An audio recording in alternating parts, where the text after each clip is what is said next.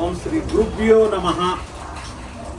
గురువారం రోజు కేపీహెచ్బి కాలనీలో శ్రీ శ్రీ శ్రీ పోచమ్మ తల్లి దేవాలయంలో కొలువై ఉన్న శ్రీ మేధా దక్షిణామూర్తి స్వామిని గురువారం రోజు చిన్నపిల్లలు చూపించిన ఎగ్జామ్స్కు పోయేటోళ్ళు, జాబులకు పోయేటోళ్ళు, వృత్తి వ్యాపారాల్లో ఇబ్బందిగా ఉన్నవాళ్ళు, ఇంకా వ్యాపార అభివృద్ధి జరగాలి అన్నవాళ్ళు, అప్పుల బాధలో ఉన్నవాళ్ళు దక్షిణామూర్తి స్వామి వారిని పూజ చేయడం వల్ల ఆ కష్టాలు తొలుగుతాయి.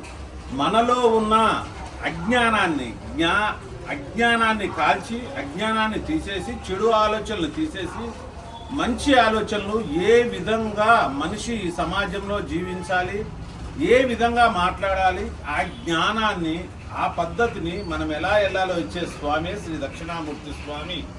మన ఆది గురువు దక్షిణామూర్తి స్వామిని ప్రతి గురువారము అందరూ స్వామిని పూజ చేసి స్వామి యొక్క ఆశీర్వాదం తీసుకొని ఏమి చేయవలసిన అవసరం లేదు. గురువారం వచ్చి దక్షిణామూర్తి స్వామి దగ్గర కూర్చొని 10 నిమిషాలు గురువే సర్వలోకానాం విషజే భవరోగిణాం నితయే సర్వ విద్యానాం దక్షిణామూర్తియే నమః.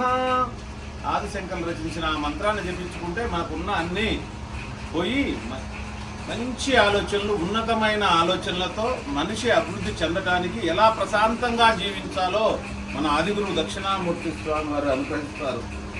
గురుభ్యో నమః.